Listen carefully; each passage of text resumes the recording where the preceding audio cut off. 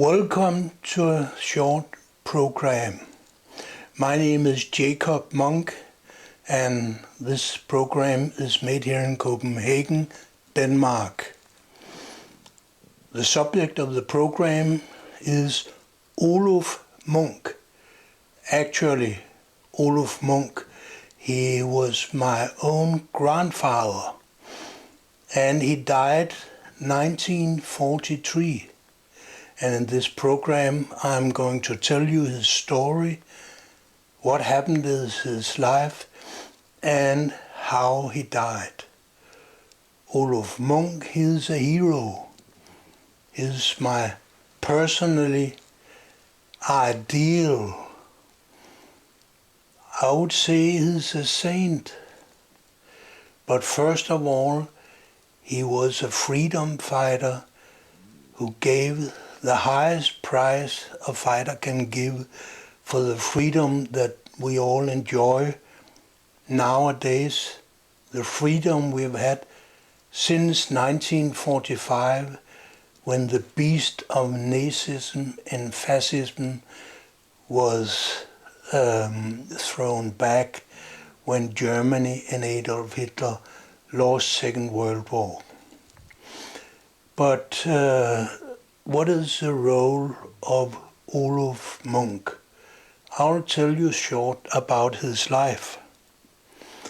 Oluf Munck was born 1886. He was a Dane, and he came to Oluf Munck, which is a very famous Danish boys' school, mostly for upper class boys, because you have to pay to have your children going on Oluf Munck. So I suppose his parents were kind of wealthy. Oluf, he took the education of a doctor.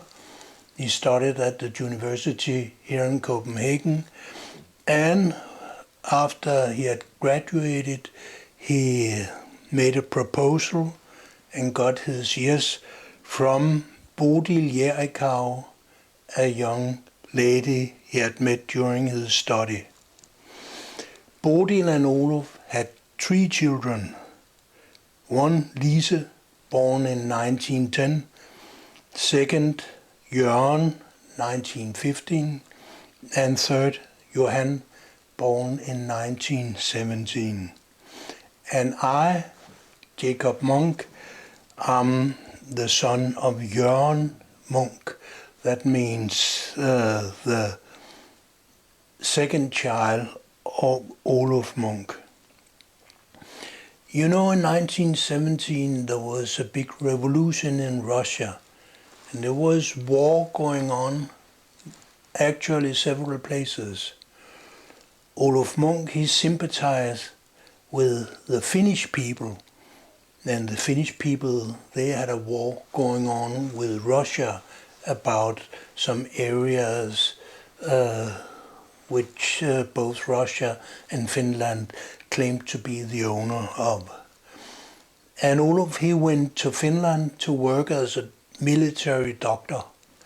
But shortly after he arrived at Finland, actually the war ended, and he came home again to Copenhagen to his wife. And I don't know why, but Oluf, he felt somehow that life was maybe a little boring here in Copenhagen. So when he saw an ad in one paper, an ad saying that the Dutch colonial army called KNIL, the army of the Dutch colonial forces in East Indies, what is today called Indonesia, they were looking for skilled people, especially for doctors. And Oluf, he thought that, well, this may be a great idea for me and my family, because when we go to Indonesia, then we can live a very pleasant life, and we'll get good payment.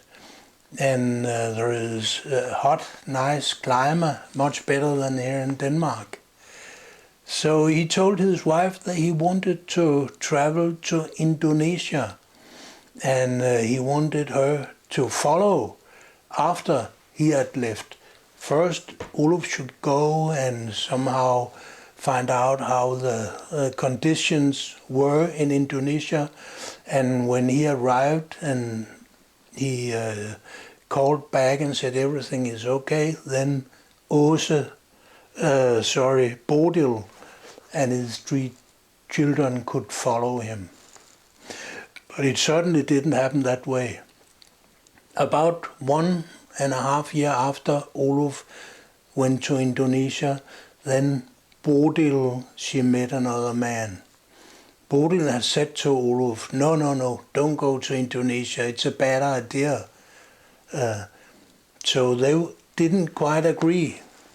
Maybe Oluf should not have been going to Indonesia. I don't know. But Bodil was against his decision. So she didn't want to travel after him. And maybe 1 or 1.5 years later, she met another man. And this man was a very wealthy businessman called Åge Nielsen. He was a leader of a big company called Christiani og Nielsen. And this big company, it was a building company. Actually, he was a captain from the Danish Navy, and together with a very well-educated engineer, he had started this company, Christiani og Nielsen. And Åge Nielsen, he married Bodil and kind of adopted her 3 children. Bodil and Åge Nielsen, they also had 1 child together. So in this family there were 4 children. Well, Oluf, he only saw one of his children after he left for Indonesia. Because what happened to Oluf? Well, he was employed, as the Dutch authorities had said he would be employed. He would be a military doctor employed in the KNIL army. That's what he did for some years, 5, 6, 7 years.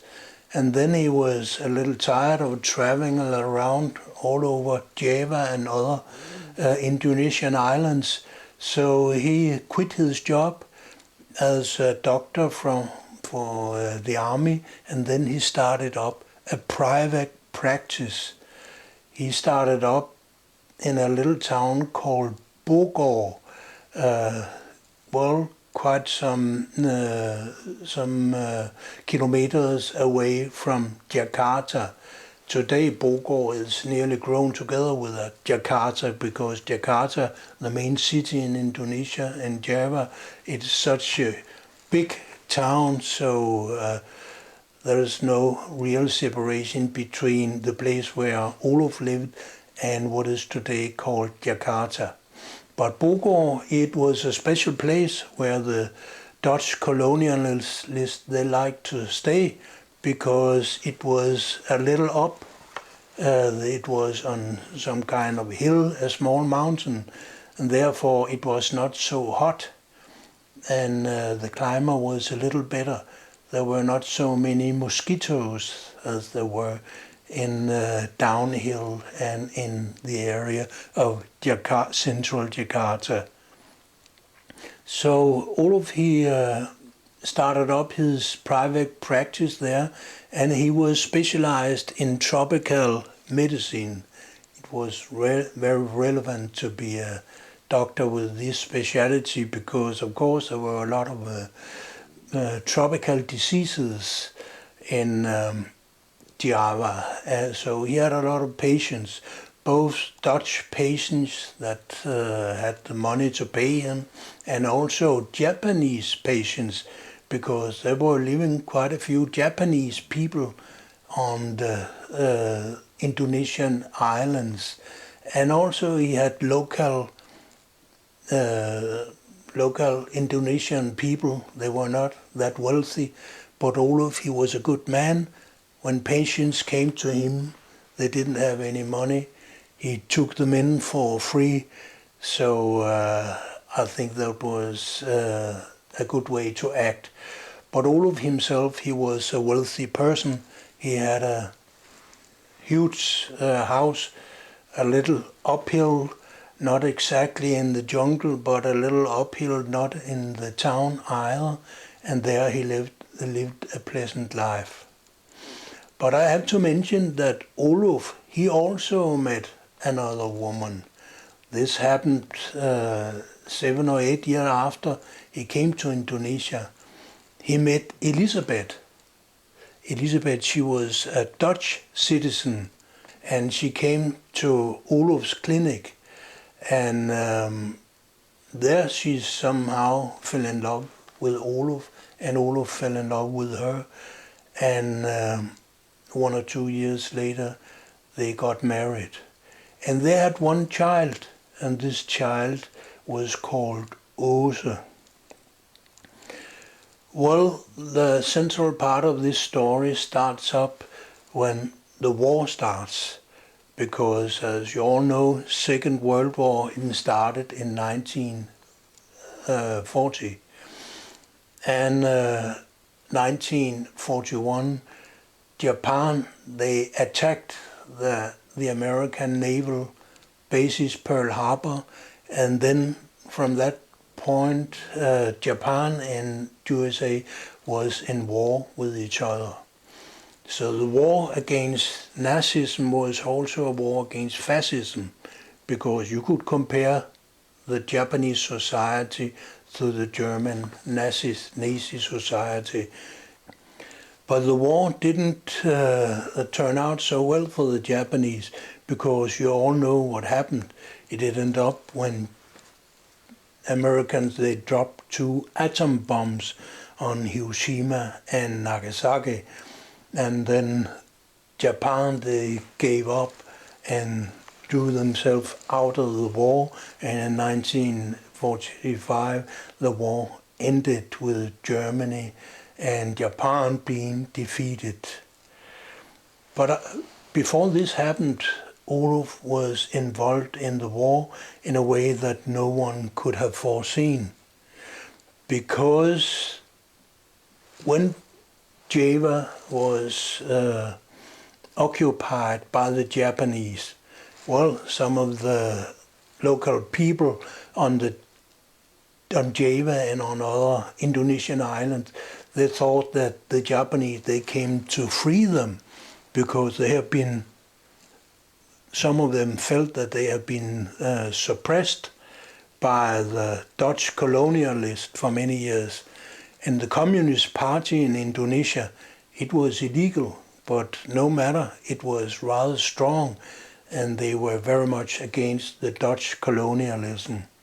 Therefore, there were many people, local people, being for the Japanese coming and throwing the Dutch colonialists out. So what happened is that the Dutch colonialists, the KNIL army, and some Australian and British soldiers that were located in Indonesia, they flew up in the mountains because they couldn't battle against the very strong Japanese army. And these Allied soldiers, they tried to survive up in the mountains. And the problems was not that they needed weapons. They had their weapons with them, but these weapons were not heavy weapons. It was only light weapons, machine guns and pistols and so on. So they were not able to keep up a real fight against the Japanese forces. But their main problem were that they died, and they died of tropical diseases, because when you're up in the mountains in a place like Indonesia, then you'll be hit by diseases, malaria and other diseases that will kill you if you don't get any treatment against it.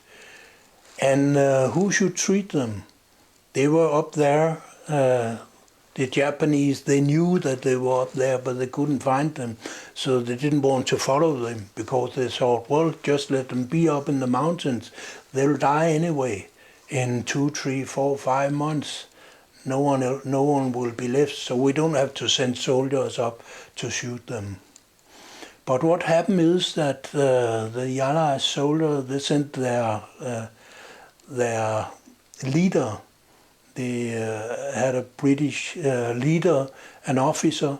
They sent him down during the night to Oluf Munck, to his clinic. And they found Oluf at home.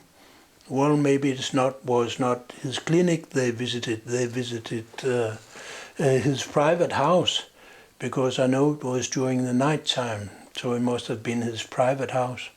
And they knocked at the door, and Oluf came out, and they explained the whole situation. They told Oluf they needed his help. They needed medicine to survive. If they didn't get this medicine, they would just die. And Oluf, he decided to help them. He sent his nurse up in the mountains with medicine to give them injections, and he gave them some pills he had. And this happened several times. So Oluf, he tried to help these soldiers up in the mountain. And this was totally illegal. Oluf, he knew very well that to help the enemy was totally illegal, seen from a Japanese point of view. And the Japanese, they ruled in Java. He knew that there was only one punishment for doing this, according to Japanese law, and it was death. And according to Japanese law and Japanese moral, it's not a real punishment to be killed, because everyone is going to die somehow at some time. So the real punishment is not to be killed. The real punishment is to be tortured. And Oluf, he knew that what he did could lead to him being tortured and killed. And it went from bad to even worse, seen from Oluf's personal point of view. Because after some time, he also got involved in a resistance group that one of his Dutch friends, an engineer called Wilder, had started up. And they tried to catch arms and prepare armed resistance against the Japanese when it was possible. Well, the Japanese got information about what happened, and the first thing they did was to arrest Elizabeth. In August 1982, they arrested her, and they committed some light torture against her, and they interrogated her, of course, to get information about what Oluf was involved in and what kind of resistance they both were involved in. According to Elizabeth, she didn't give them any information, but nevertheless, after some time, exactly the 14th of December 1942, Oluf was arrested. At that time, they had given Elizabeth her freedom back, so she was home.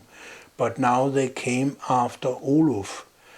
And it is said that one of the members of this resistance group that Oluf was involved in, he was married to a local Javanese girl.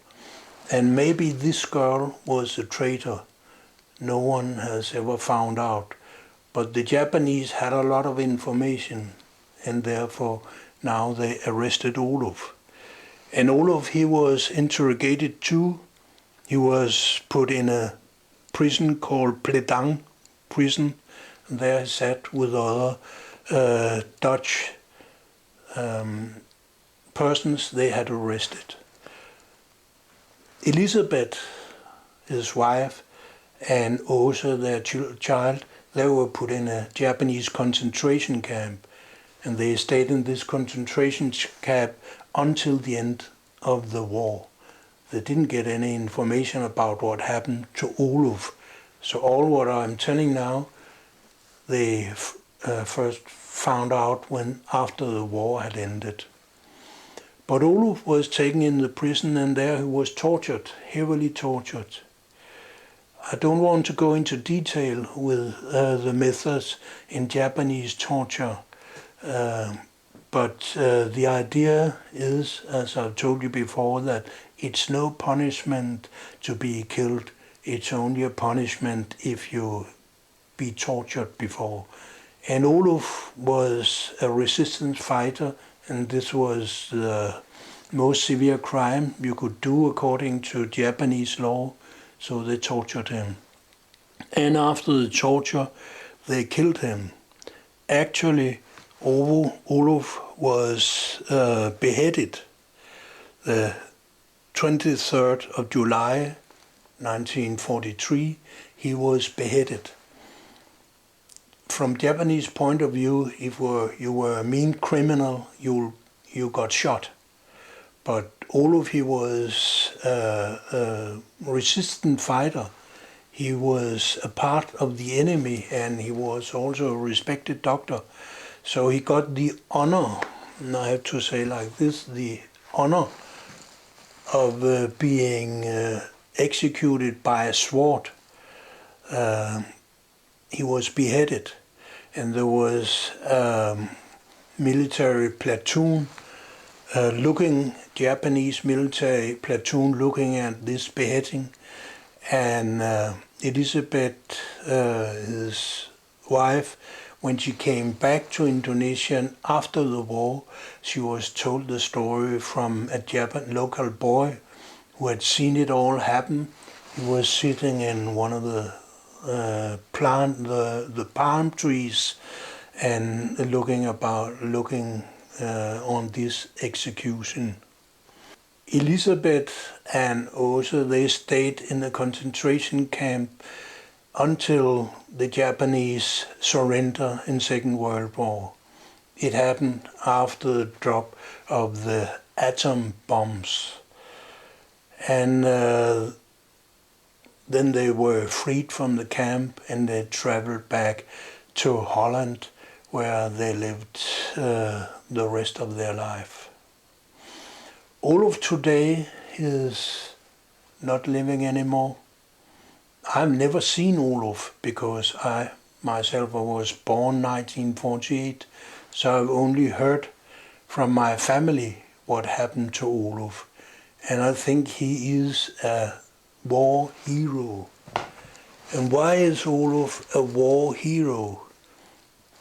I think the reason is that he gave his life for the fight against fascism and Nazism. He gave his life to the fight for freedom. And actually, Oluf, he gave his life not only for the freedom of all of us, but also especially, I believe, for the freedom of his own children and his grandchildren. And I'm the grandson of Oluf Munck. And I'm quite sure that when Oluf, he decided not to leave Indonesia before he was arrested, because he could have left Indonesia when his wife Elizabeth came home after she had been arrested. She told the Japanese they had a lot of information about what Oluf was doing. So Oluf, he knew what happened to people working for the enemy.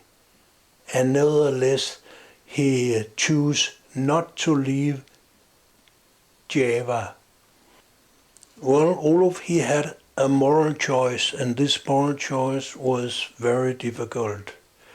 On the one side, he could have left his home and left his office and practice in Bogor, near Jakarta. He knew, because his wife, Elizabeth, she came home from the Japanese prison, and she could tell him that the Japanese had a lot of information about what he was doing. So it was dangerous work. He would be arrested himself. Also, some of his patients who knew what he was doing, they told him, go away while it's possible for you. Because if not, you'll be arrested, and you know what happens to Japanese prisoners. But Oluf, he didn't go away, he didn't flee. He stayed and continued his resistance work. Why did he do so? No one really knows, but I have my own idea. I believe this was a choice he made because he wanted to do the moral right. Oluf, he remembered his own past. When he was living in Denmark, he had 3 children, and he left them. He left his wife in Denmark and his 3 children. And his first wife, Bodil, she had told Oluf, if you leave Denmark, you're never going to see me or your children again. And actually Oluf only saw one of his children, Lise, once again. She visited him for 2 or 3 months in Java in 1938. But he didn't see his 2 sons in Denmark anymore. He didn't see his son Jørgen, my father. And I know that my father, he had a very, very difficult relationship to his father, Oluf Munck. My father, Jørgen, never talked one single word about his father to me, his son. He had a big problem, and although Oluf is today a war hero, he has received several war medals from the Dutch royalty and from the Danish royalty. And there are memorial marks in Denmark and in Holland for Oluf and the resistance work he did. Well, my father, he never told about his own father. So Oluf had a troubled relationship to his children in Denmark. And maybe this is the reason that he decided not to fly away, because once he flew away, he left his family in Denmark. He didn't want to fly away one time more. I would like to end up reading a little sentence for Oluf Munck. He wrote, "You are father's little girl. Never forget that above the sky is the heaven, and the heaven is blue. Put yourself goals in life. Be just and work hard. Then you will overcome any kind of difficulties. You will be happy and you will be respected by your surroundings, your father." So I want to end up with praying a short prayer for Oluf. Father, Son, and Spirit. I pray for you, Oluf, and pray for your family, and I pray that all you have done for us will have a lasting effect. Thank you, Oluf.